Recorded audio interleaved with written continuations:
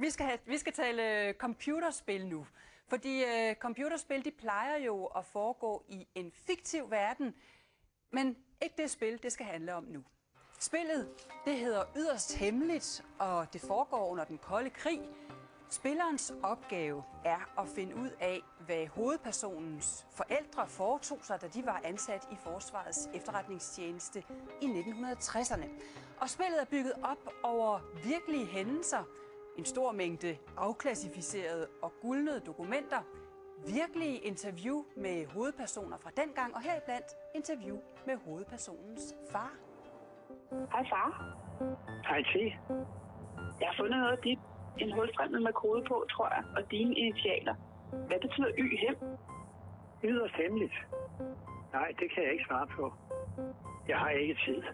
Jeg skal til orienteringsløb. Skal du med? Velkommen til jer, Trine Lejer. Det er dig, der har lavet det her spil. Og også velkommen til dig, Christian Sønderby Jepsen, dokumentarfilminstruktør. Lad mig lægge ud med dig, Trine. Det her spil, er det spil, eller er det i virkeligheden en dokumentarfilm? Det er begge dele, vil jeg mene. Hvad mener du? Jamen, jeg mener også, at det er begge dele, og en spændende udforskning af feltet. Men også, som vi snakker om, tidskrævende og svært, ikke? Ja, det tager 5 timer, har du fortalt mig, Trine, at spille det her spil. Så man skal lige have tiden til det, inden man finder ud af, om man vinder, eller hvad man gør. Prøv lige at forklare, hvad går spillet nærmere ud på?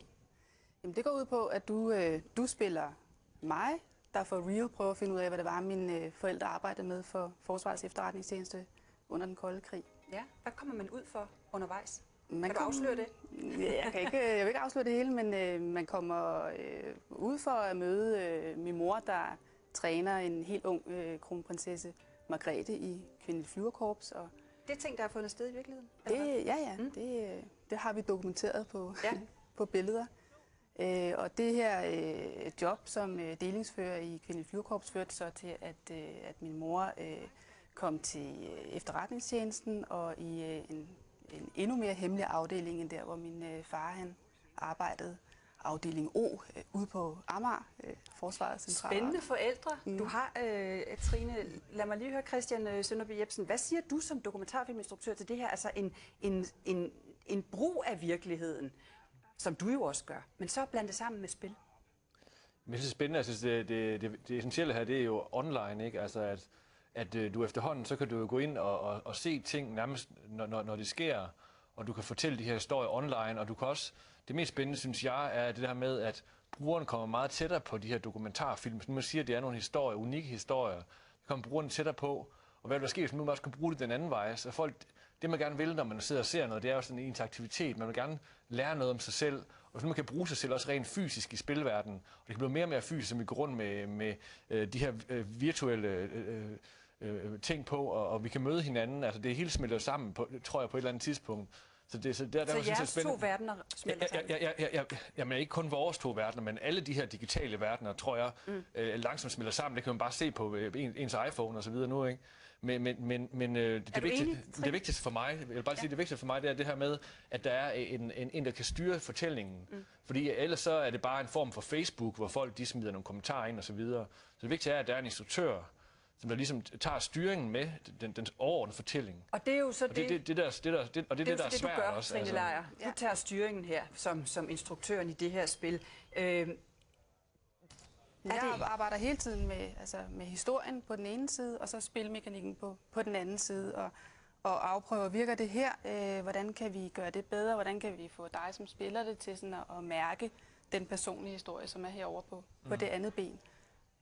Jeg tænker sådan, er der en risiko, som I ser det for? Det er jo ting, der har fundet sted i virkeligheden, men det er også et spil. Er der en risiko for, at man kan fordreje eller forvanske historien, altså få en forkert opfattelse af ting, der egentlig er foregået, når virkeligheden bliver til underholdning? Det er en god start, hvis man er ægte interesseret i sit emne og prøver altså at undersøge det sådan fra et rent hjerte, kan man sige, uden at have skjulte dagsordner i det. Og så tænker jeg, at det kan komme, altså så kommer det også ud til dem, der skal spille. Hvad kan det bruges til i fremtiden? Hvad ser du for dig?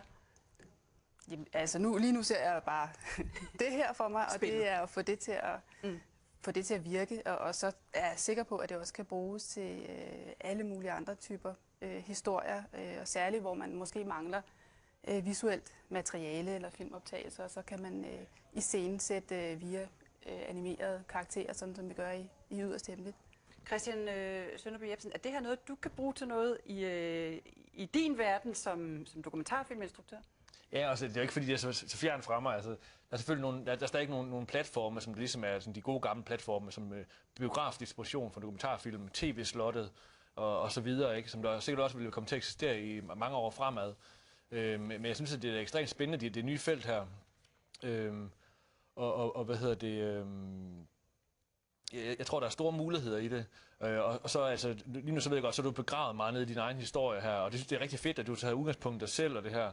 Og det er også det, som jeg kan se, at de her spil, som der kommer så fra spilverdenen, med ekstremt høje budgetter, og de er blevet mere populære end de vildeste biograffilm, at de mangler en form for dybde, som dokumentarfilm kan give det, altså en relevans for den, der sidder og ser den, så det er ikke bare tom underholdning. Så hvis man ser det fra den anden side af, så kan det også give noget til industrien, ikke? Altså, det er mange flere nye muligheder for den her form for film eller spil, om man vil. Tak skal I have, begge to, fordi I kom i studiet. Velbekomme.